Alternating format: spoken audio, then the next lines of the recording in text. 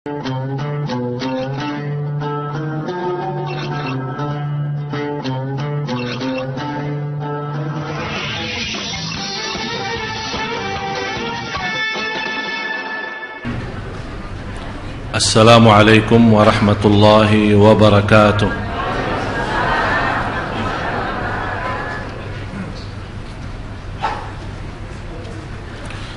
Alhamdulillahi rabbil alamin wa ashhadu an la ilaha illallah wahdahu la syarika lahu waliyus salihin wa ashhadu anna sayyidana wa nabiyyana Muhammadan abdullahi wa rasuluhu as-sadiqul amin. Allahumma salli wa sallim wa barik ala sayyidina Muhammad. اللهم صل وسلم وبارك على سيدنا محمد وعلى آله وصحبه ومن تبعهم بإحسان إلى يوم الدين. سبحانك لا علم لنا إلا ما علمتنا إنك أنت العليم الحكيم. Maha suci Allah, saya tidak memiliki ilmu apa-apa, hanya saja apa yang diberikan oleh Allah subhanahu wa ta'ala.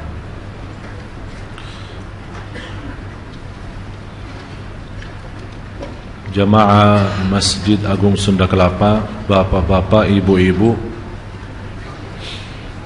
yang semoga insyaallah diberkahi dan dimuliakan Allah Subhanahu wa taala.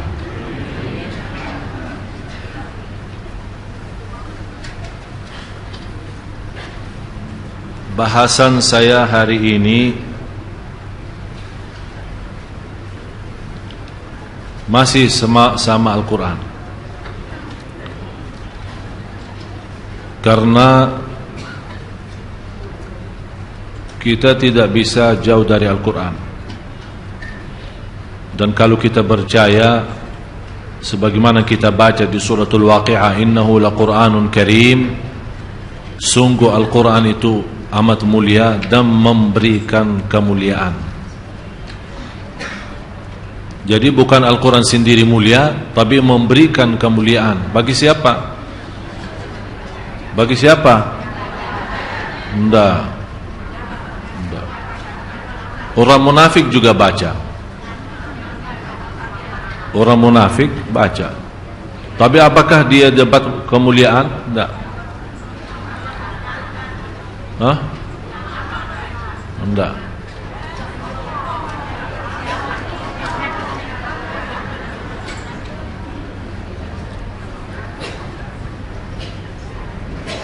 Saya tadi pagi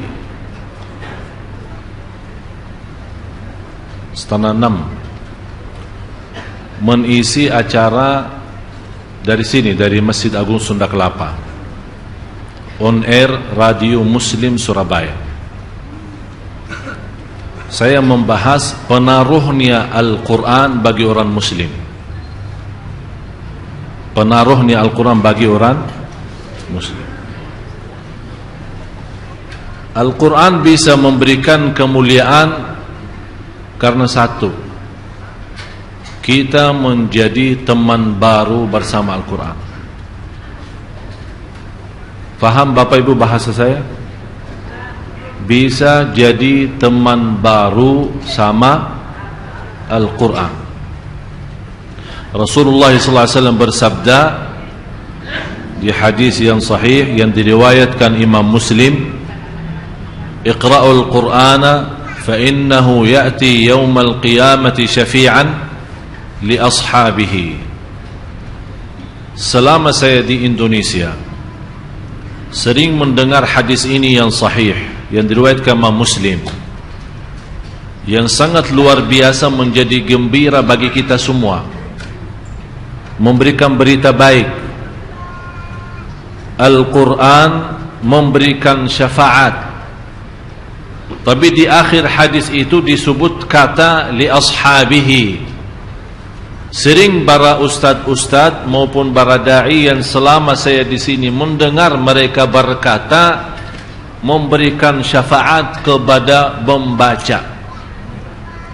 Yang membaca itu terjemahan yang salah, yang tidak sesuai hadis. Karena disebut di hadis itu bukan bacalah di awalnya kan, bacalah Al-Quran.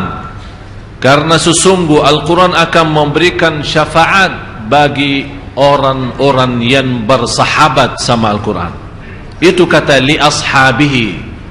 Bagaimana kita menjadikan Al-Quran sebagai kawan baru, teman kita.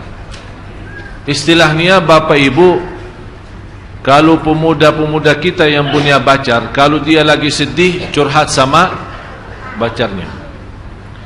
Kita lagi seandainya kita lagi stres di rumah tangga kita, mempunyai bermacam-macam masalah dari anak kita atau urusan-urusan yang lain, pasti kita mencari kawan yang kita bisa percaya.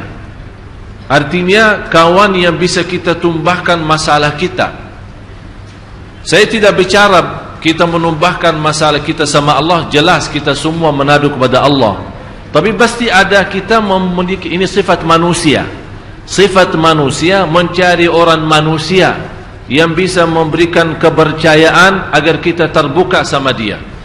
Barangkali dengan kejujuran sahabat kita, dengan ikhlasnya dan amanatnya bisa memberikan nasihat, bisa memberikan sarangan yang bisa menyelesaikan masalah kita. Tapi saat kita bercurhat, saat kita menceritakan masalah kita sama kawan yang kita percaya, dengan kawan yang kita sayangi, dengan seorang yang kita cinta, pasti akan merasa terharu dan sedih dan malah bisa menangis.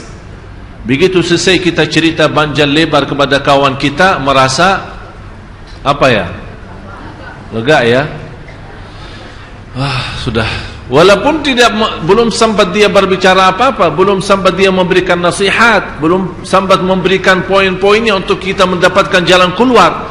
Tapi karena kita menganggap orang ini seorang dekat sekali sama kita, cukup kita hanya terbuka sama dia, curhat, sudah selesai bagi kita masalahnya. Inilah perasaan Bapak Ibu yang kita rasakan bersama seorang manusia yang kita anggap kawan dekat, sahabat akrab, padahal barangkali orang itu di dalam sisi dosa dia lebih banyak dari dosa kita. Bagaimana kita bisa terwujud sahabatan sama Al-Quran? Yang ikut kemarin semalam hari Rabu, malam Kamis, acara pengajian Profesor Dr. Nasaruddin Umar. Ada yang ikut ya? Banyak juga ikut. Yang membuat saya, dan selalu saya berkata, Bapak Profesor Nasaruddin Umar, apa yang dia diberikan itu sebenarnya bahasanya luar biasa. Cuman bagi banyak jamaah itu kayaknya agak tinggi bahasanya. Jadi kadang-kadang walaupun padahal ilmu yang disampaikan oleh beliau betul-betul sangat dibutuhkan, sangat diperlukan. Tapi kondisi pemahaman kita sebenarnya bagi ilmu beliau bisa sambung kepada orang bersih. Kalau saya tidak bisa sambung dan nyambung ini.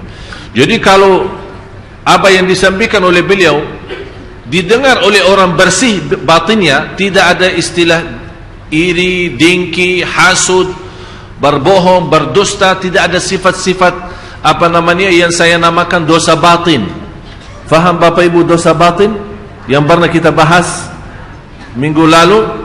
Dosa batin itu diantaranya sombong, diantaranya mendustakan, diantaranya berbohong dengan diri sendiri, berkata baik tapi perbuatannya tidak sesuai.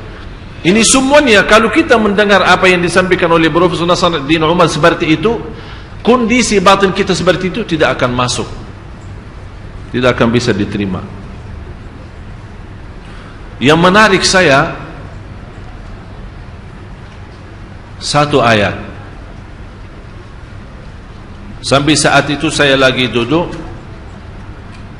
dan beliau menyampaikan, tapi sepertinya lupa ayatnya.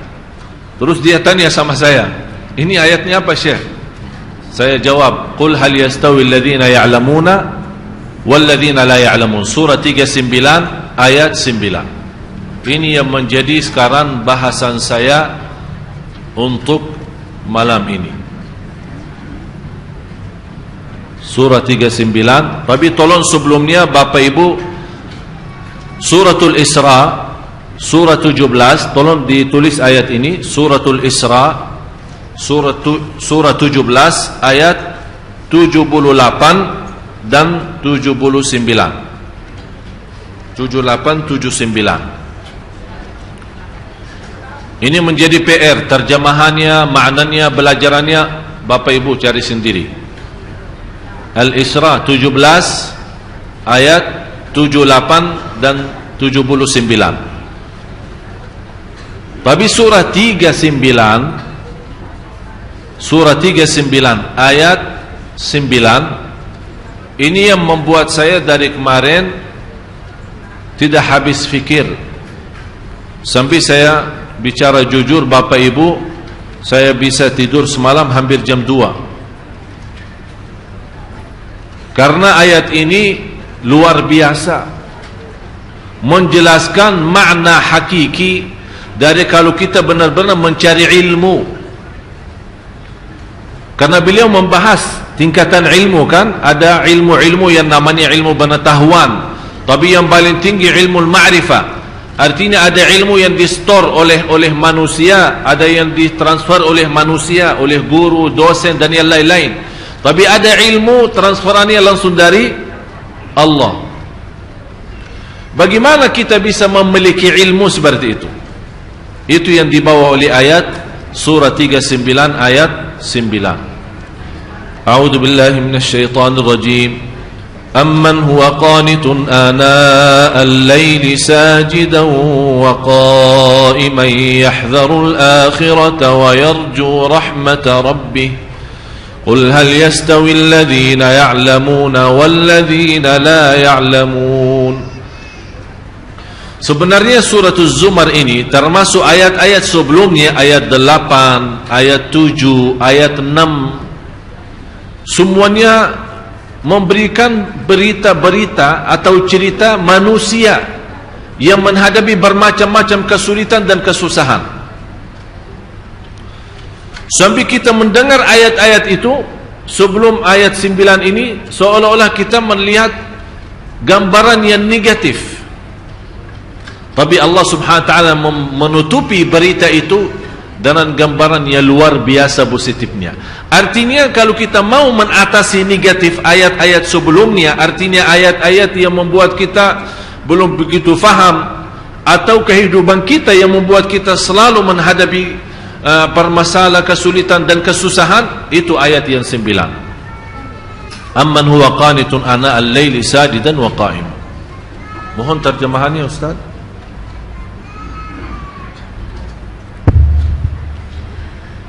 Apakah kamu hai orang musyrik?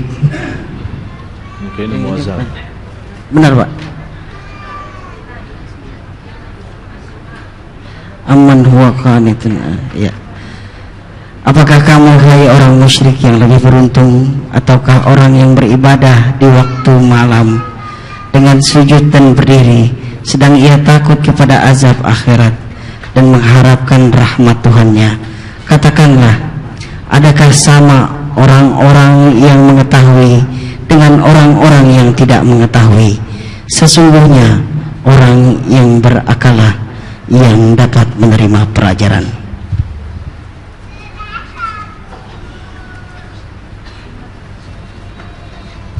Lanjut. Ada muazzam.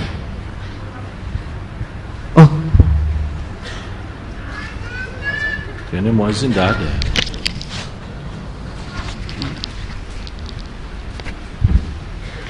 Muazzinnya dah ada. sudah masuk Pak azan. Oh, kalau dah ada muazzin Lewat saya dua. azan. Iya. Allahu Akbar, Allahu Akbar, Allahu Akbar, Allahu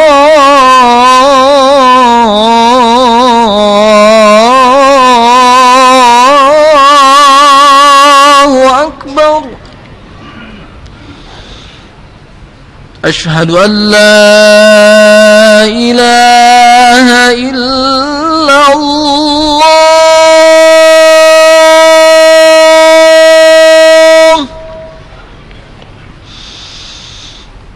أشهد أن لا إله إلا الله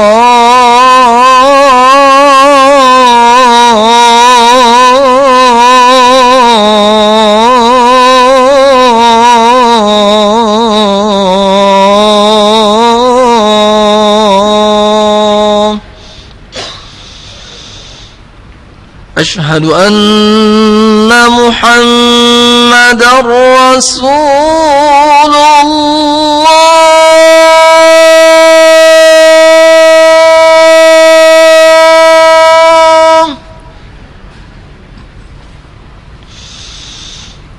أشهد أن محمد رسول الله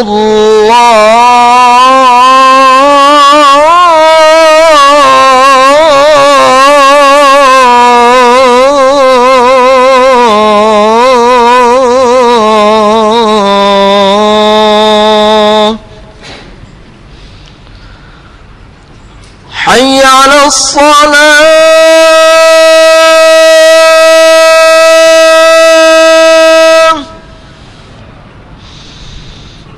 حي على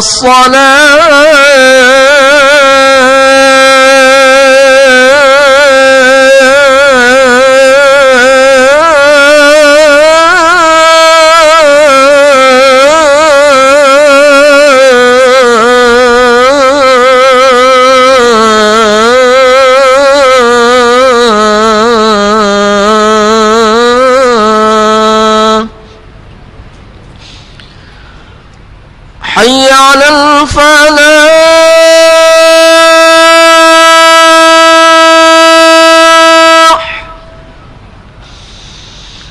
حي على الفلاح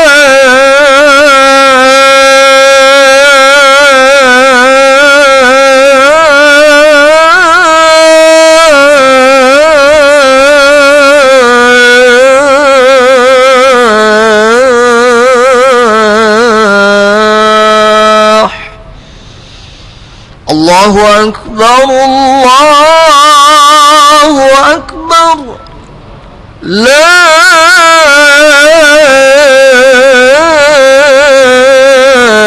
إله إلا الله لا إله إلا الله محمد رسول الله اللهم رب هذه الدعوة التامة والصلاة القائمة آت سيدنا محمدا الوسيلة والفضيلة والشرف والدرجة العالية الرفيعة وابعثه مقاما محمودا الذي وعدته إنك لا تخلف الميعاد.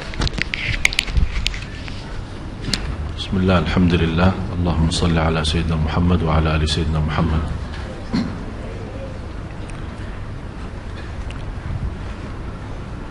أمن هو قانت آناء الليل ساجدا وقائما يحذر الآخرة ويرجو رحمة ربه. Membaca Ustaz. Apakah kamu hai orang musyrik yang lebih beruntung, ataukah orang yang beribadah di waktu-waktu malam dengan sujud dan berdiri, sedang ia takut kepada azab akhirat dan mengharapkan rahmat Tuhannya? Katakanlah, adakah sama orang-orang yang mengetahui dengan orang-orang yang tidak mengetahui? Sesungguhnya orang yang berakallah yang dapat menerima pelajaran. Orang yang berakallah yang mendapatkan pelajaran. Orang yang suci yang mendapatkan pelajaran. Orang yang berfikir mendapatkan pelajaran. Orang yang menhayati yang akan mendapatkan pelajaran. Amman huwa qanitun ana al-laili sajidan wa qa'ima. Di sini disebut kata sajidan wa qa'ima. Maaf, ulang lagi. Apakah kamu hai orang musyrik yang lebih beruntung, ataukah orang yang beribadah di waktu-waktu malam dengan sujud dan berdiri? Sebentar. Beribadah di waktu malam, intinya apa? Salat tahajud. Saya mohon Bapak Ibu, kita teliti ya, kita korupsi atau istilahnya kita kupas, kita dalami. Saya mohon perhatiannya.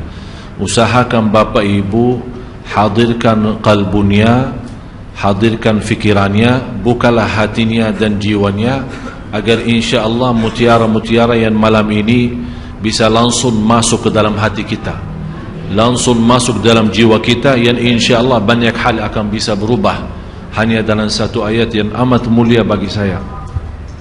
Jadi saya mohon sekali lagi perhatiannya. Yang lagi makan stop dulu, lanjut puasa lagi. Yang lagi minum, saya minta sebentar saja kasih perhatian, biar kita bisa mendapatkan kenikmatan dan mutiara. Kenapa? Ada apa di ayat ini? Kalau kita Bapak Ibu ingin mendapatkan ilmu transferannya langsung dari Allah, bukan dari Syekh Ali, bukan dari siapa-siapa, langsung dari Allah yang maha mengetahui segala-galanya. Wa ma utitu minal ilmi illa qalila. Seberapapun ketinggian ilmu kita dibanding dengan ilmu Allah masih kecil dan sedikit. Kalau dikumpulkan seluruh ilmu pengetahuan manusia, segala ilmunya, ilmu agama maupun ilmu duniawi, dikumpulkan jadi satu dibandingkan dengan ilmu Allah, seperti kita masukin jari dalam air laut.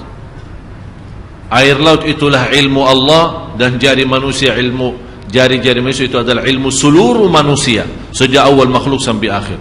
Berarti tidak ada artinya, belum apa-apa, belum sedikit pun. Oleh karena itu Bapak Ibu, saya harap malam ini dan seterusnya yang ingin mendapatkan ilmu transferannya langsung dari Allah, di sini rahasia ayat ini. Dengan rahasia ayat ini bisa kita mengisi charger, ya, cas. Apa yang dicas? Kalbu dan jiwa. Sekarang seluruh tumbuh badan kita sudah cas, makanan, minuman enak apa, biar kita sehat, olahraga, senam dan yang lain-lain. Kita semua sudah diusahakan. Kenapa? Agar nampaknya badan masih, walaupun sudah umur usia tua, tapi kita harap dilihat oleh manusia, oh masih top, masih. Kelihatannya pun dari sisi tumbuhnya, dari sisi mukanya, walaupun dia sudah tua tapi masih menjaga olahraga, senam dan yang lain-lain. Agar apa? Terlihat badannya masih bagus, kesehatannya masih luar biasa. Tapi yang kita memberikan perhatian ini kesehatan batin, jiwa, kalbu itu bagaimana? Obatnya apa? Tidak ada obat selain ayat ini. Oleh karena itu disebut amman huwa qanitun ana al-laili. Mohon ulang lagi. Apakah kamu, hai orang musyrik yang lebih beruntung, ataukah orang yang beribadah di waktu-waktu malam dengan sujud dan beribadah di waktu malam? Karena di sini istilah beribadah sebenarnya terjemah saya sudah selalu saya sampaikan, belum ada bahasa yang bisa teliti isi Al-Quran selain bahasa Arab. Jadi tidak usah capek mutar pusing sana kemari, mutar lagi, balik lagi, tidak akan bisa faham sesuai maksud. Karena di sini orang-orang yang beribadah, tapi kalau di dalam ayat itu tidak ada sebut ibadah, kan? Yang disebut apa? Amman huwa qanitun. Qunut, di sini ada istilah qunut. Istilah qanitun beda sama abidun. Abidun itu dikenal sebagai ahli ibadah, tapi qanitun dia memiliki sebuah keistimewaan yang luar biasa. Karena istilah qunut sebagaimana penjelasan Imam Syafi'i, al-qunutu tulul qiyam. Qunut itu lama berdirinya. Dan lama berdiri itu hanya khusus untuk salat tahajud. Kalau Bapak Ibu yang sudah berangkat umrah bulan puasa, dilihat bagaimana bacanya imam. Mohon maaf, termasuk sekarang sudah termasuk cepat. Karena sudah dilihat kondisi umat sudah mulai malas, akhirnya dikurangin. Padahal waktu saya masih di sekolah SMP, masih SD SMP, dibawa sama orang tua ke Masjid Nabawi, dalam satu malam imamnya khatam 3 juz. 10 malam akhir khatam Al-Quran 2 kali. Artinya sekarang cuma 1 kali khatam bulan Ramadan kan, di malam 29. Waktu kita masih sekolah, tarawih punya khataman sendiri, setiap malam 1 juz. 10 malam punya khataman sendiri, setiap malam 3 juz. Mulai dari hampir kita mulai salat malam jam 1, hampir mendekati subuh. Dan kita merasa kenikmatan yang luar biasa. Itu yang hakikatnya tahajud. Dan selalu saya minta sama jamaah, cuba salat tahajud, walaupun seminggu sekali, walaupun 2 rakaat, tak usah banyak-banyak, tapi nikmat. Hayati, rasakan. Walaupun diulangi ayatnya sampai subuh, walaupun 1 ayat. Sebagaimana Rasulullah SAW pernah salat malam, sepanjang malam salat malam hanya dengan 1 ayat.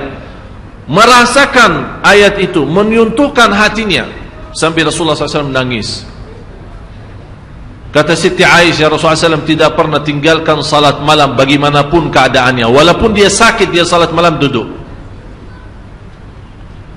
Afdalus salati ba'dal faridah qiyamul lail. Salat yang terbaik sesudah fardu qiyamul lail.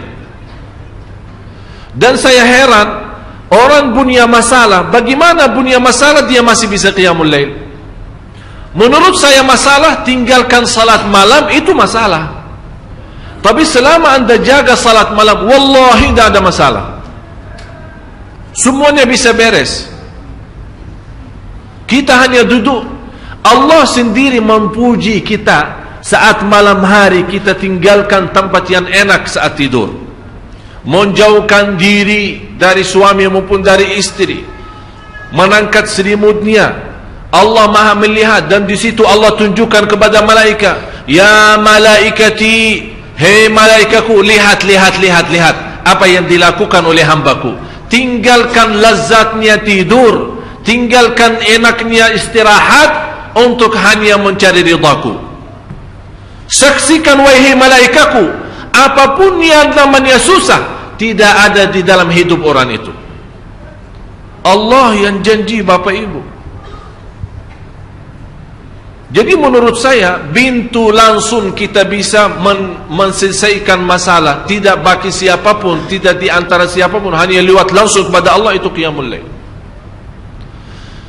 Asahhun nasi abdanan, yang paling sehat tubuhnya yang jaga salat malam, yang paling sinar mukanya yang jaga salat malam, yang paling suci batinnya yang jaga salat malam, yang paling berkah ucapannya yang jaga salat malam, yang paling mulia perbuatannya yang jaga salat malam.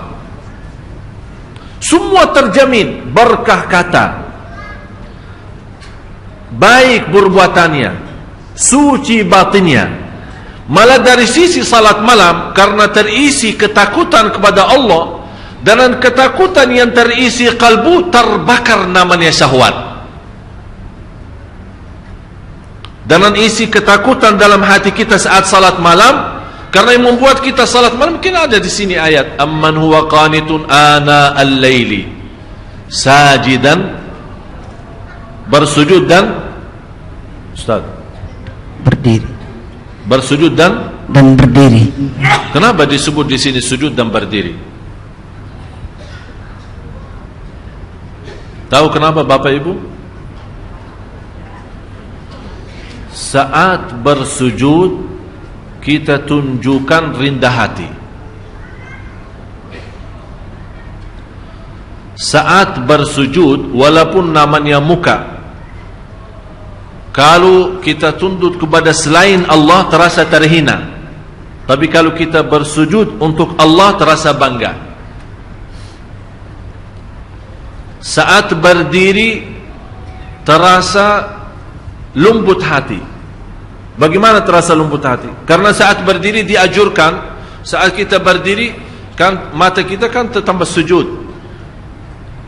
sampai tidak berani mengangkat mata, melihat ke atas, seolah-olah kita merasa sudah Allah di hadapan kita, malah kita malu karena masih muka kita, mata kita, mulut kita masih tercampur banyak dosa dan maksiat.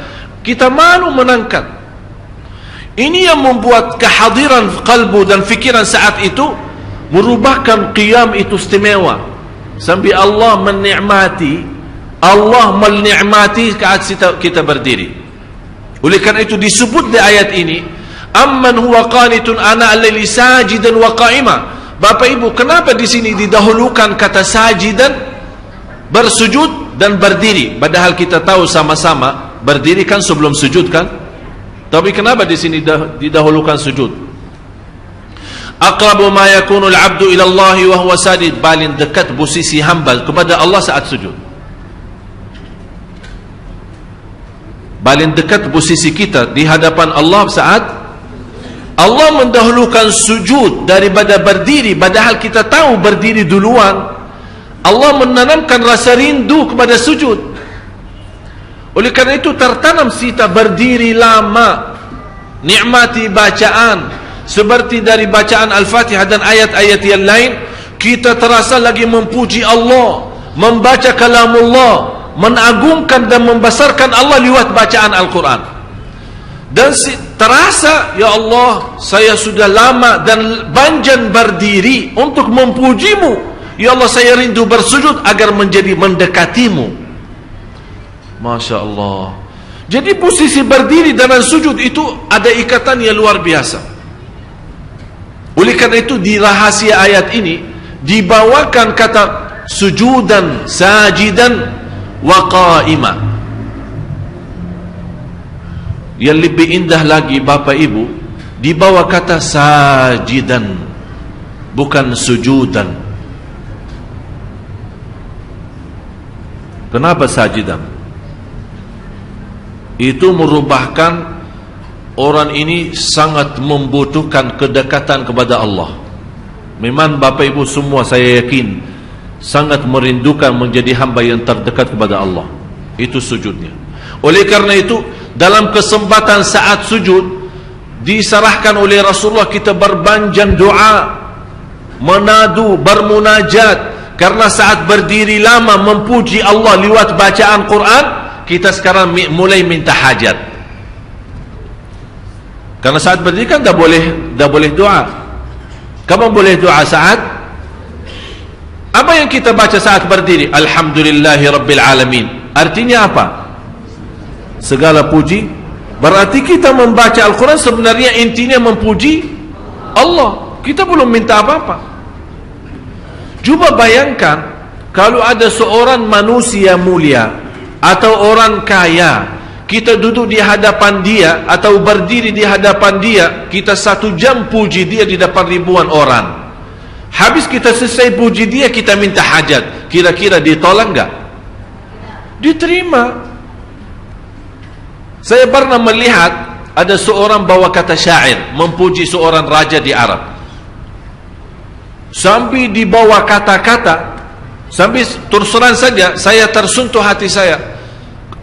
Padahal di bawah kata-kata barangkali kalau kita kasih ke Nabi masih mending daripada manusia. Luar biasa pujiannya kepada raja.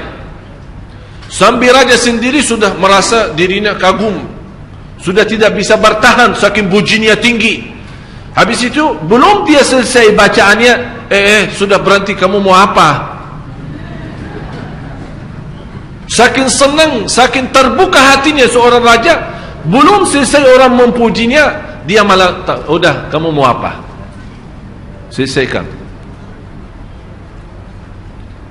Ini Bapak Ibu manusia yang masih terisi kotoran, yang masih terisi dosa, yang masih terisi riya, yang masih terisi nifak, yang masih terisi bermacam-macam maksiat dosa besar maupun kecil. Kalau kita puji dia, dia tetap tersentuh, terbuka hatinya, dia lupakan segalanya dan dia bantu. Musuh, kata Allah, musuh saja bisa menjadi kawan dan teman, menjadi orang teman dekat dengan kita dengan ucapan yang baik, puji. Apalagi maha zat yang agung, zat yang mulia, yang maha suci, yang maha segala-galanya. Kalau kita puji, bagi Allah tidak mungkin mengecewakan hamba yang saat itu dipuji. Oleh karena itu istilahnya saat kita berdiri memuji Allah lewat bacaan, termasuk bacaan Al-Fatihah dan ayat-ayat yang lainnya. Karena kita termasuk orang-orang, ya Allah, walaupun saya tidak pantas membaca kitab-Mu, karena lidah ini yang membaca kitab-Mu masih banyak mengucapkan kata-kata yang kotor dan dusta. Ya Allah, saya tidak pantas membaca kitab-Mu, karena lidah ini sudah banyak berkata-kata bohong dan mencaci maki orang. Ya Allah, saya tidak pantas diberikan kemudahan membaca kitab-Mu, karena lidah ini sudah terlanjur mencaci dan membuka aib orang. Tapi di saat itu kita rasakan saat berdiri dan diberikan oleh Allah kelancaran lidah membaca kitab-Nya dan memujinya, itulah Allah memberikan pendahuluan agar saat kita sujud seolah-olah Allah bertanya, kamu mau apa lagi? Apa yang kamu butuh? Apa yang kamu perlu? Kalau belum kita puas dari sujud pertama, ini hikmahnya ada 2 kali sujud. Belum puas, ada yang tertinggal. Memang kadang-kadang syaitan menggoda kita. Hajat-hajat bisa tertinggal, ada yang lupa. Begitu kita berdiri, ingat saat di antara sujud, masih ada kesempatan lagi, sujud lagi. Allah Maha Besar, Allah Maha Agung, Allah Maha Mulia. Sungguh kita mulia kalau kita betul-betul bisa menikmati yang namanya sujud. Kata seorang salih, wallahi kalau bukan ada sujud di dunia, saya tidak bisa menikmati yang namanya dunia. Tidak ada artinya. Karena ada isi sujud, ada isi salat malam, dan 4 hal yang menjaminkan banyak rizki, bukan memudahkan rizki.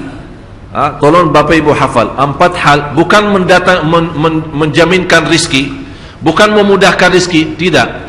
4 hal mendatangkan rizki kemari. Dan 4 hal bukan Allah kasih kemudahan berarti kita berjalan mencari rizki Allah kasih, tidak. Bukan dikasih kemudahan. Tapi di mana saja kita ada, posisi kita di mana saja, Allah datangkan rizki kepada kita. Yang pertama, qiyamul lail, salat malam. Yang kedua, berbanyak istighfar waktu sahur. Kalau anda tidak salat malam, jangan tinggalkan istighfar waktu sahur. Waktu sahur kapan? Kira-kira 30 menit sebelum azan. Ada satu hadis dijelaskan waktu sahur, makan sahur kan? Tapi ada yang suka makan sahur jam 1, ada yang suka jam 2. Tapi menurut saya waktu yang tepat untuk makan sahur dikirakan membaca 50 ayat. Membaca 50 ayat. Kalau bagi kita 50 ayat ya setengah jam lah. Dah tahu bagi Bapak Ibu gimana? 1 jam ya bolehlah, 1 jam tidak apa-apa. Ya tergantung lancar atau tidak.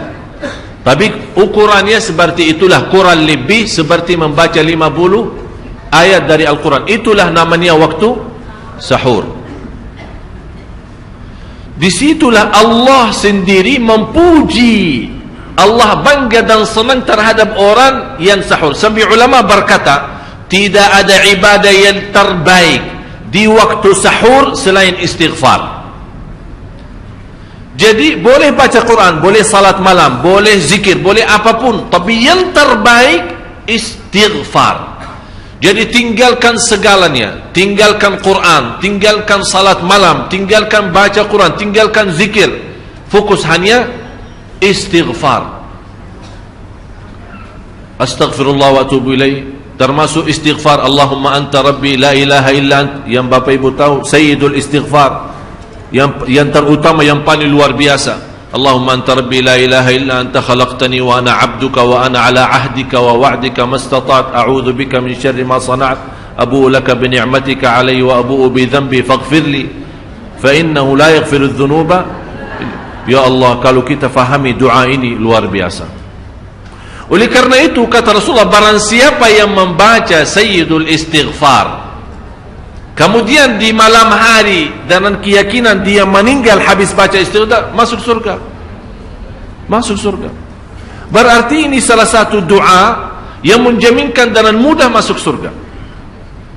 Jadi 4 hal yang mendatangkan rizki, bukan kita mencarinya, dia yang datang kemari. Apalagi saat mencari lebih mudah.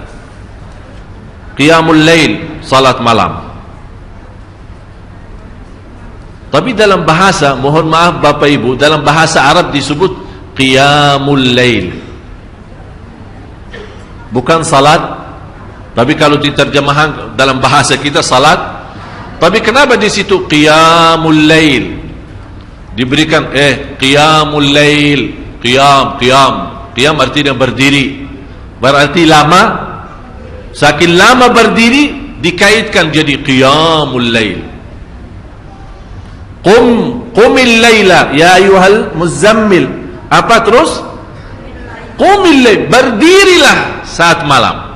Berdirilah, bukan salatlah malam, tidak, berdirilah malam hari. Itu dahsyatnya di situ berdiri. Qiyamul lail. Yang kedua, berbanyak istighfar. Yang ketiga, berbanyak sedekah. Sebenarnya bukan istilah berbanyak sedekah. Kadang-kadang orang bersedekah 100 juta, udah saya sudah bersedekah 100 juta. Bukan itu. Bukan yang dimaksud berbanyak sedekah itu dari sisi uang itu banyak atau sedikit, bukan. Yang dimaksud rahasia sedekah, ta'ahudus sedekah, istiqamah bersedekah. Istiqamah. Itu tidak menjadi masalah besar maupun kecil. Itu tidak menjadi masalah. Karena bagi Allah tidak ada artinya besar maupun kecil. Kita tidak memberikan kepada Allah, karena Allah Maha Kaya. Tapi rahasia sedekah itu kita terus menerus sedekah. Siang, pagi, malam, pagi, besok, terus minggu depan.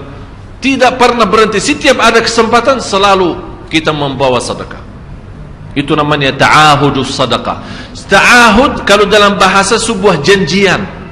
Seolah-olah kita ada kontrak kerjasama antara diri dan apa?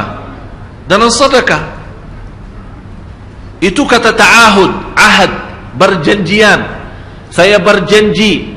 Seolah-olah ada berjanjian antara kita dalam sedekah. Jadi tidak boleh terlepas dari berjanjian. Seolah-olah kita menghormati berjanjian. Bagaimana menghormati? Kita terus kerjasama. Kita beri, Allah ganti berkah sedekah. Kita beri lagi, Allah ganti masih terus. Kita beri, masih Allah terus ganti. Itulah dahsyatnya sedekah. Jadi Bapak Ibu, jangan nunggu hari tertentu, bulan tertentu, malam tertentu kita bersedekah. Jangan. Setiap kita merasa ada berita baik, ada berita maupun ada berita buruk yang menyakiti perasaan kita di rumah tangga kita, anak kita, suami kita, istri kita, apapun, langsung segera sedekah. Disitulah rahasianya. Ikatkan seolah-olah kita sudah membuat perjanjian antara diri dan sedekah dalam segala hal, hal senang maupun hal tidak, hal bahagia maupun hal sedih, hal bangga maupun hal lagi menghadapi kesusahan, kesulitan, selalu sehat dan sakit. Terus yang keempat, zikir, berzikir pagi hari dan sore hari. Berzikir pagi hari dan sore hari. Ini 4 hal Bapak Ibu. Berdiri malam hari, itu yang namanya tahajud, banjanya atau lamanya berdiri. Berbanyak istighfar waktu sahur. Yang ketiga, berbanyak sedekah. Sudah Bapak Ibu mengerti. Jadi istilah berbanyak sedekah bukan artinya harus banyak dari jumlah hitungannya, tidak. Yang keempat adalah berzikir di pagi hari maupun petang hari. Amman huwa qanitun ana al-laili sajidan wa qa'ima. Sajidan wa qa'ima. Jadi Bapak Ibu, saat kita berdiri lama, walaupun baca satu ayat, diulangi berkali-kali.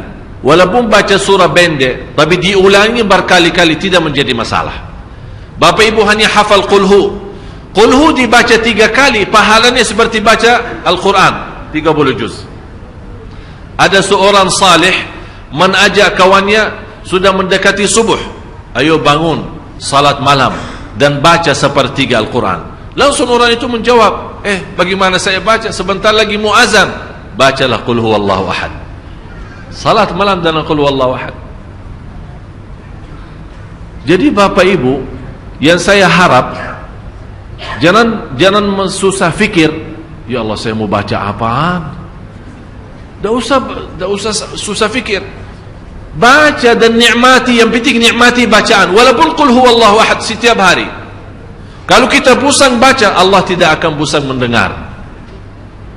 Malah Allah paling senang mendengar bisikan bacaan dan bisikan doa kita malam hari.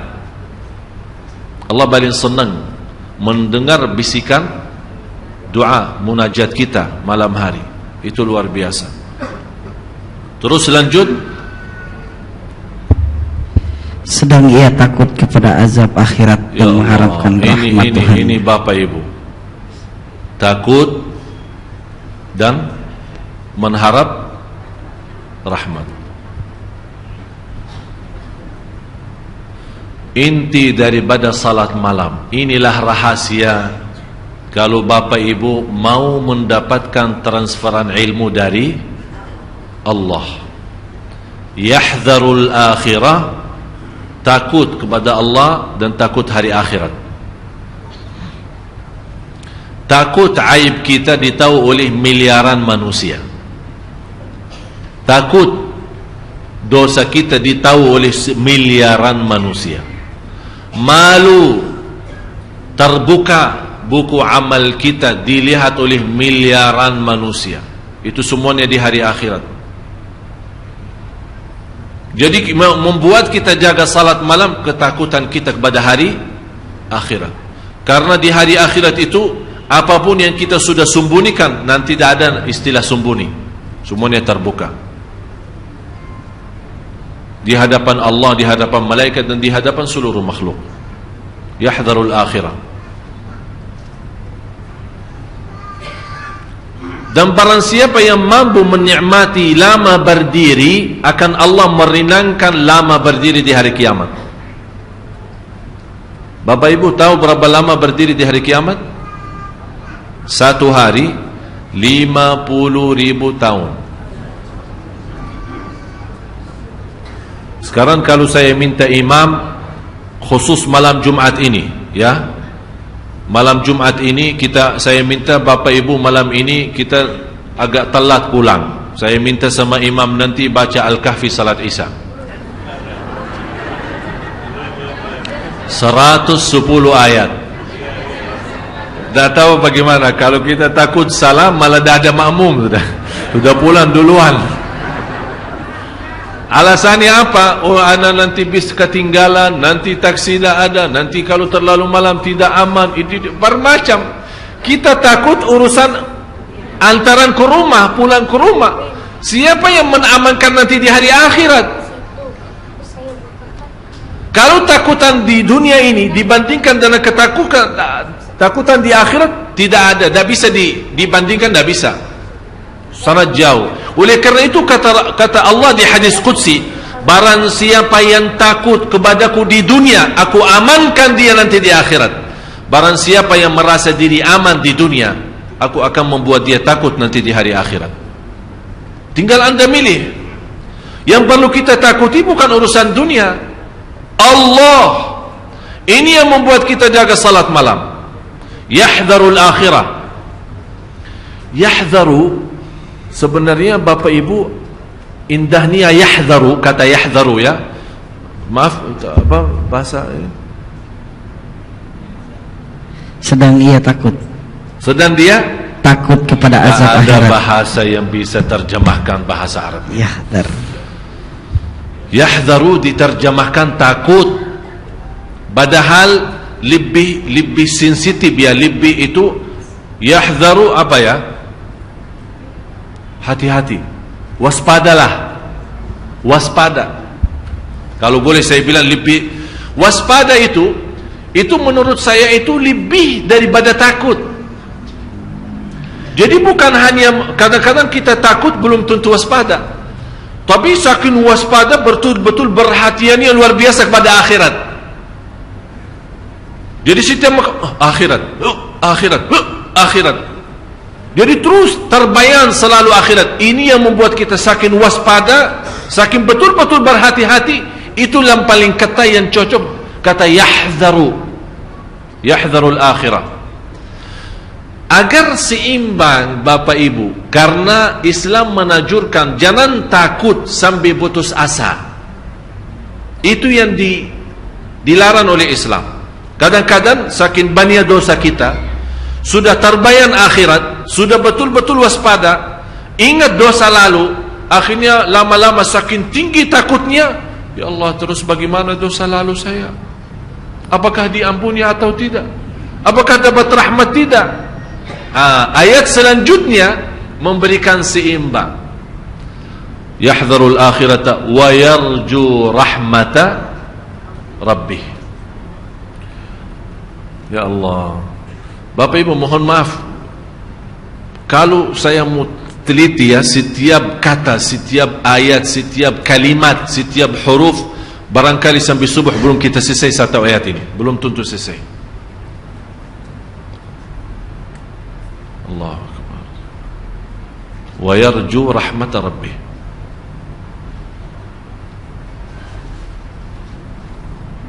Yarju beda artinya sama raja.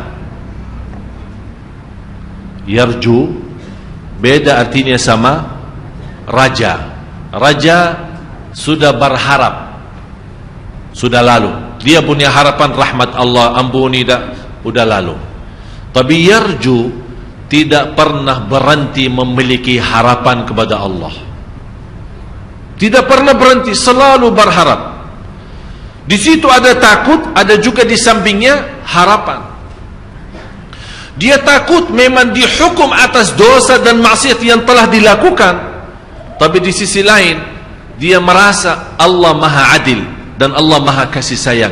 Bagaimanapun sebanyak dosa kita, sampai Allah bersabda di hadis yang qudsi, Allah berfirman di hadis yang qudsi, ya ibna Adam, hei anak Adam, kalau engkau membawa dosa sepenuh bumi, coba bayangkan, kalau menurut saya kumpulkan dosa semua jamaah Sunda Kelapa, belum sampai sepenuh bumi, belum tentu sampai sepenuh. Tapi coba satu orang kalau bawa dosa sepenuh bumi ini, dosa dan maksiat, dosa besar maupun kecil, tapi tidak ada di antaranya berbuat syirik kepada Allah, kata Allah, saya tidak berduli, kata Allah, aku tidak akan berduli mengampuni segala-galanya. Masya Allah, Allah tidak berduli. Artinya bagi Allah sangat kecil dosa itu yang sepenuh dosa bumi.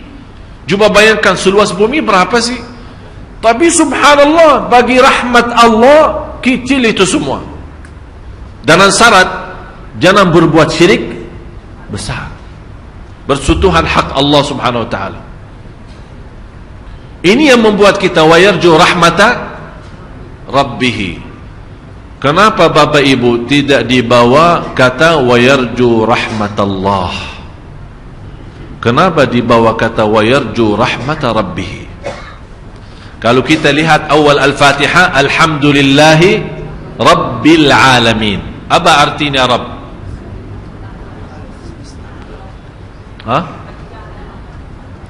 Menjaga. Kata Rabb itu apa artinya? Tuhan. Enggak. Saya kasih gambaran biar insyaallah Bapak Ibu bisa lebih faham ya. Orang tua punya anak, segala kebutuhan anak diberikan oleh orang tuanya. Jadi anak menanggap bapaknya, apalagi pas dia masuk membawa bermacam-macam makanan dan minuman. Karena anak itu tidak tahu istilah Tuhan atau Allah, dia menganggap bapaknya segala-galanya. Rizki bapak, mainan bapak. Dia datang dari luar membawa banyak macam-macam. Seolah-olah anak itu sudah merasa segala kenikmatan dan kebutuhan oleh anak itu ditutupi dan dipenuhi oleh ayahnya. Segala kenikmatan, segala rahasia, segala kemuliaan semuanya dari ayahnya. Oleh karena itu dinamakan Rabbul Bait. Rabbul Bait artinya Rabb rumah tangga. Rabb artinya kepala. Seolah-olah karena segala-galanya untuk anaknya adalah dari dia. Yang mendidikkan anak itu, yang membesarkan anak itu dengan segala rizki yang dia bawa kemari untuk anak itu. Oleh karena itu dinamakan Rabb. Tapi kalau kita kata Rabb sendiri maksudnya Allah. Tapi kalau misal kita bilang Rabbul Masjid atau misal Rabb rumah, apa artinya Rabb rumah? Kepala rumah yang bertanggung jawab segala-galanya. Misal Rabb mobil, apa artinya Rabb mobil? Yang punya mobil. Tapi kalau kita bilang Rabbul Bait, kalau di surat Quraisy kan ada ila fihim rihlat falyabudu rabb hadzal bait. Istilah kata Rabb memang dalam bahasa Arab Rabb itu kalau datang sendiri maksudnya Allah. Tapi kalau ada sebuah kata yang diikutnya belakang itu bisa rubah makna. Di sini kata wa yarju rahmata rabbih. Rabbihi ini kan ada hak. Seolah-olah kita di sini mengakui tidak pernah terputus harapan kita kepada Allah sebagai segala nikmat yang aku miliki itu dari Dia. Segalanya dari Dia, lahir batin saya dari kecil sampai besar dari Dia.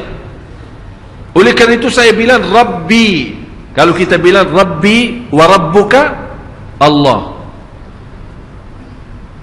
Kalau di dalam surat Al Imran ada Rabbana kan? Saat kita baca doa Rabbana atina. Tapi kalau untuk satu orang apa bilang? Rabbi. Rabbi. Berarti kata sebenarnya kata Rabbi lebihnya daripada kata Allah, padahal kata Allah itu termasuk sebuah nama yang sangat agung di antara Asmaul Husna. Tapi kata Rabbi ini sebuah akuian, ada sebuah barakui ya, kita akui. Kita akui sebagai orang-orang yang tidak punya apa-apa. Karena yang mendidikkan kita, yang memberikan segala-galanya Allah adalah Rabbi. Rabbi Allah. Wa yarju rahmat Rabbi. Seolah-olah di sini, ya Allah memang Engkau segala nikmat yang aku miliki hanya dari Engkau ya Allah. Saya juga mengharap rahmat itu sebagaimana nikmat yang tidak pernah terputus. Jadi kita ikat kata Rabbi karena kita meyakini dan akui dalam batin kita dengan kata Rabbi, ya Allah Engkau Rabbi yang mendidikkanku, yang memberikan segala nikmat yang aku miliki, nikmat harta, nikmat sehat, nikmat segala-galanya dari kecil maupun besar, yang terbayang maupun yang tidak terbayang. Kita akui sebagai orang-orang yang menakui kenikmatan itu.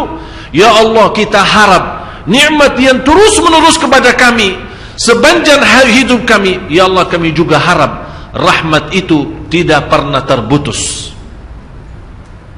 Wa yarju rahmat Rabbi. Bapak Ibu, kalau kita bisa rasakan seperti ini, baru Allah berkata, wahai Muhammad sallallahu alaihi wasallam, hal yastawi alladhina ya'lamun walladhina la ya'lamun. Adakah sama orang-orang yang mengetahui dengan orang-orang yang tidak mengetahui? Apakah sama Bapak Ibu yang tahu sama yang tidak tahu?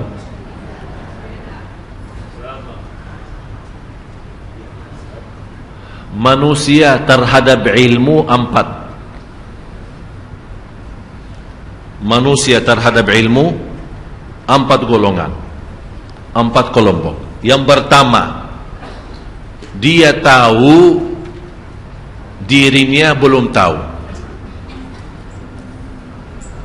Ini maaf ya, bahasa mungkin agak sedikit aneh ya.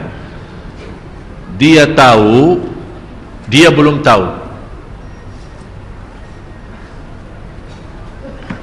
Atau istilah lain, dia yakin, dia tahu dirinya tidak tahu apa-apa. Faham? Belum faham ya? Jadi kalau ditanya tahu, ana yakin dah tahu apa-apa. Ana dah tahu apa-apa. Yang kedua, dia tidak tahu, dia tidak tahu.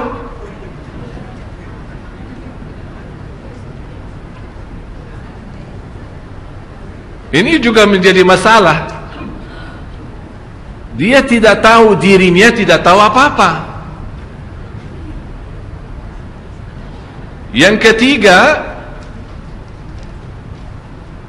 dia tahu dirinya tahu. Dia tahu dirinya tahu. Terus yang keempat kira-kira apa?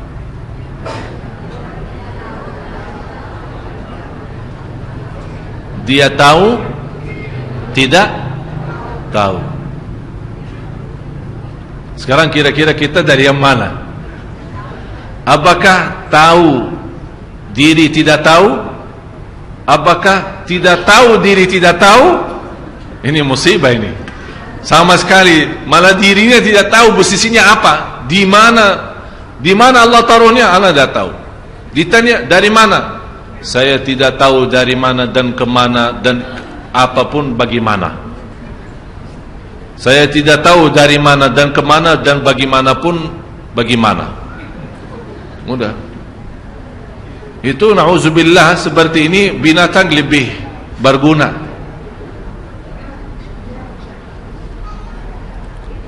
Yang pertama, dia tahu dirinya tidak tahu. Yang kedua, dia tahu dirinya, dia tidak tahu dirinya tidak.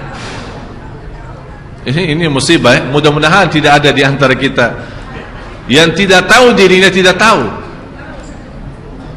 Yang ketiga, dia tahu dirinya tahu. Yang keempat, dia tidak tahu dirinya tahu. Maaf saya memang bawa bahasa tapi yang mungkin, tapi Bapak Ibu sudah faham tujuannya, maksudnya apa. Itulah qul hal yastawi alladhina ya'lamuna walladhina la ya'lamun. Apakah tahu, apakah sama orang yang tahu sama yang tidak tahu? Berarti yang tahu dua golongan, yang tidak tahu juga. Yang tahu dirinya tidak tahu, ada yang tahu dirinya sudah tahu. Ada yang tidak tahu dirinya tidak tahu, ada yang tidak tahu dirinya tahu. Menjadi tahu aja. Mau makanan tahu ya. Jadi makanan tahu dan tempe. Qul hal yastawi alladhina ya'lamuna wal ladhina la ya'lamun. Sebelum ditutupi ayat ini, Allah berkata apa? Ustaz. Innama yatadzakkaru ulul albab. Sesungguhnya orang yang berakalah yang dapat menerima pelajaran. Mudah-mudahan Bapak Ibu di hari ini diberikan oleh Allah kecerdasan fikiran, bisa memahami ayat ini.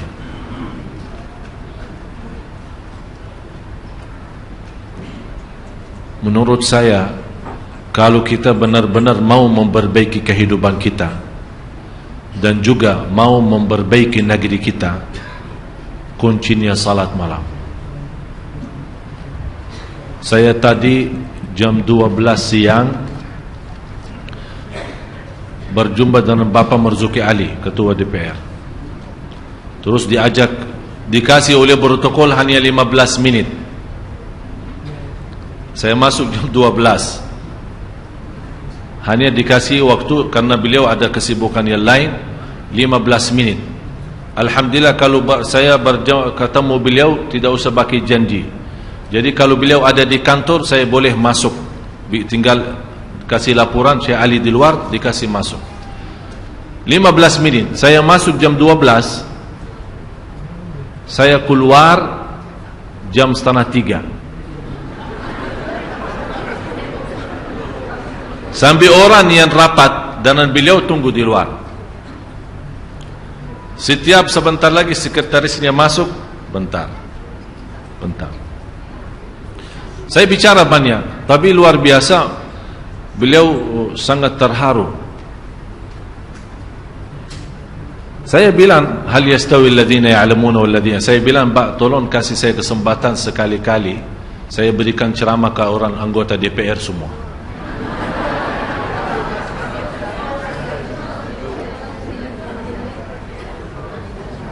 InsyaAllah dengan pertolongan Allah keluar dari DPR semua nangis.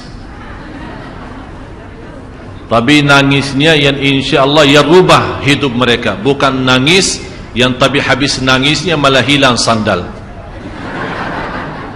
Ada satu cerita, seorang salih khutbah Jumat, khutbah yang membuat jamaahnya nangis, terharu, tersentuh. Begitu bubar dari salat Jumat, malah hilangnya sandal imamnya hilang. Dia heran, kalau memang semua jamaah nangis, yang curi sandal saya siapa sih? Jadi kan nangis bermacam-macam. Nah, yang kita harap nangisnya itu yang bisa merubah kita, yang bisa menanamkan rasa malu, yang bisa menaikkan kualitas takut. Yang saya selalu bilang, terisi takut hati kita kepada Allah, terbakar yang namanya syahwat. Bukan menghilangkan syahwat lagi, terbakar, habis total syahwat itu. Jadi bagaimanapun datang syaitan menggoda, tidak ada lagi, tidak ada yang tersisa dari syahwat karena sudah terbakar habis. Itulah saking nikmatnya ayat ini. Yang mudah-mudahan Bapak Ibu kita menjadi orang yang disebut oleh Allah di ayat 9 ini. Innama yatadzakkaru ulul albab. Ya Allah, jadikan Bapak Ibu semua ahli ulul albab. Ulul albab dijelaskan oleh ulama yang berakal selamat. Akal selamat artinya bukan orang stres, bukan. Akal selamat artinya memiliki kecerdasan yang bisa memahami tujuan daripada ayat. Oleh karena itu Bapak Ibu, saya harap saat anda nanti malam salat malam, apalagi malam Jumat, saya minta semua jamaah mulai malam ini kita bikin sistem baru salat malam. Mudah-mudahan karena malam ini malam Jumat dan malam berkah, kita harap mulai malam ini Allah rubah segala-galanya ke depan. Hajat dunia, hajat akhirat, urusan rumah tangga, urusan usaha, urusan rizki, urusan kesehatan kita, segala-galanya Allah uruskan. Jadi kita benar-benar kita buka jubah. Saya yakin kalau Bapak Ibu masuk, apalagi malam Jumat, malam yang penuh barakat dan rahmat, di waktu sahur sebelum subuh, kira-kira 1 jam atau setengah jam saja, tidak usah lama. 2 rakaat tapi dengan nikmat, dengan enak, senang, rasakan. Terasa kita berdiri di hadapan Allah dengan rindah hati, dengan tawadhu', lembut, dan merasa merindukan segera sujud. Karena habis lama berdiri, saya yakin akan Bapak Ibu malam besoknya, walaupun capek, walaupun ngantuk, walaupun mau tidur, Allah kasih energi untuk kita bangun salat malam lagi. Karena kita sudah terasa indahnya, sudah terasa kenikmatannya. Wallahi kalau bukan salat malam, tak ada lezat di dunia, tak ada istilah nikmat di dunia. Kata ulama, ada surga Allah di dunia. Barang siapa yang masuk surga Allah di dunia, pasti masuk surga Allah di akhirat. Salat malam surga Allah di dunia. Salat malam. Siap?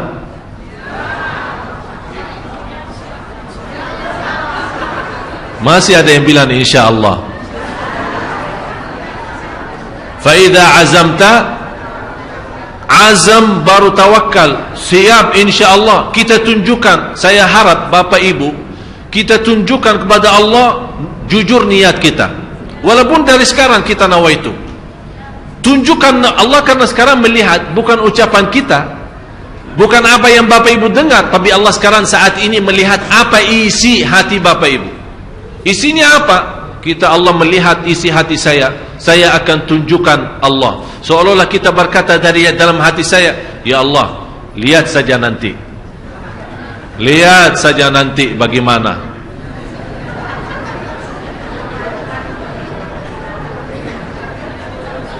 Maksudnya apa? Lihatlah nanti saja. Kita tunjukkan. Sebagaimana kita tunjukkan ya Allah, kalau engkau memang mau melihat, nanti saya tunjukkan malam hari. Lihat segala-galanya dari aku, ikhlas, khusyuk dan luar biasa keistimewaan. Disitulah Bapak Ibu, wallahi saya yakin, begitu anda salat subuh dan buka hari baru, sungguh akan menjadi berbeda dalam segala perasaan kita. Mau coba? Nanti malam. Lapangannya nanti malam. Disitulah kita tunjukkan kepada Allah. Mudah-mudahan dengan kejujuran Bapak Ibu, dengan keikhlasannya Bapak Ibu, Allah buka hati kita semua, diberikan kecerdasan pikiran agar kita bisa menikmati dan memfikirkan. Saya mohon, sebelum kita bubar acara ini, saya mohon semuanya malam ini memberikan sedekah agar bisa dipimpin oleh Allah nanti malam untuk salat malam. Semuanya. Kalau ada kotak amal silahkan isi. Kalau tidak ada kotak amal, bagaimana tolong diaturkan panitia-panitia masjid. Saya minta semua, berapapun sedekahnya, kecil atau besar, silahkan. Tapi dengan niat, ya Allah saya mohon diberikan kepada saya kekuatan untuk nanti malam agar saya tunjukkan yang terbaik. Saya akan tunjukkan diriku apa dan siapa kepadamu ya Allah. Mudah-mudahan dalam sedekah berkahnya malam ini, apalagi malam Jumat, akan Allah tunjukkan dahsyatnya dan keindahannya salat malam. Disitulah kehidupan kita insyaAllah ke depan menjadi istimewa dan berkah. Amin ya Rabbal Alamin. Mohon panitia tolong, mana panitia masjidnya? Tolong dibantu. Mau bagi sarung saya, bagi bagi sarung saya.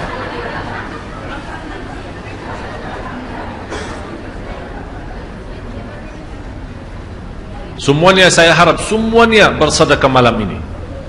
Apa bagaimana terserah, mau berapa terserah. Saya tidak tuntut dan saya tidak minta. Pokoknya saya harap, tapi dengan niat satu. Ya Allah, kasih saya kekuatan dan taufikmu agar saya nanti tunjukkan kata sajidan wa qa'ima sebagaimana ayat ini. Dan mohon Bapak Ibu nanti kalau Bapak Ibu sudah pulang ke rumah, sebelum anda tidur baca ayat ini, surah 39 ayat 9. Baca sambil nikmati, sambil rasakan, sambil hayati, kemudian tidur. InsyaAllah lihat tidur yang indah. InsyaAllah lihat tidur yang indah. Sarung saya jangan bawa jauh dong. Semoga apa yang saya sampaikan bermanfaat. Semoga bagaimana kita sama-sama berkumpul di sini, mudah-mudahan diberikan oleh Allah kemuliaan, sama-sama jumpa lagi di surga Allah bersama Nabi Muhammad sallallahu alaihi wasallam. Ya Allah ya Tuhan kami, berilah kepada Bapak Ibu taufikmu ya Allah, agar bisa istiqamah salat malam. Dengan berkahnya salat malam dan keindahan salat malam, kita mampu memiliki kehidupan yang bahagia, rumah tangga yang sakinah mawaddah rahmah, dan segala kesulitan dan kesusahan dijauhkan oleh Allah dengan salat malam. Ya Allah, kuatkanlah kami agar istiqamah salat malam. Ya Allah, berilah taufikmu. Ya Allah, berilah kepada kami taufikmu agar mampu menjaga salat malam dengan seindah-indah ayat ini ya Rabbal Alamin. Agar kami mendapatkan ilmu langsung darimu ya Allah, ilmu laduni ya Allah, ilmu ma'rifat ya Allah, birahmatika ya arhamar rahimin. Ampunilah segala dosa kami, ampuni kekurangan kami, dan tutupi aib kami. Dan ya Allah, maafkan atas kesalahan kami ya Rabbal Alamin. Ampuni orang tua kami ya Allah, ampuni orang tua kami, dan ampuni saudara kami muslimin muslimat, mukminin mukminat yang hidup maupun yang telah wafat. Ya Allah, aku mohon dengan nama-Mu yang agung dan mulia untuk Bapak Ibu. Ya Allah, jauhkan wajah Bapak Ibu dari neraka Jahannam ya Allah. Ya Allah, jauhkan wajah Bapak Ibu dari neraka Jahannam ya Allah.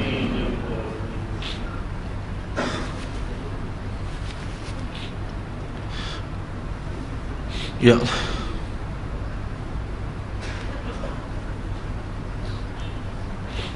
Ya Allah, jauhkan wajah bapa ibu dari neraka Jahannam ya Allah.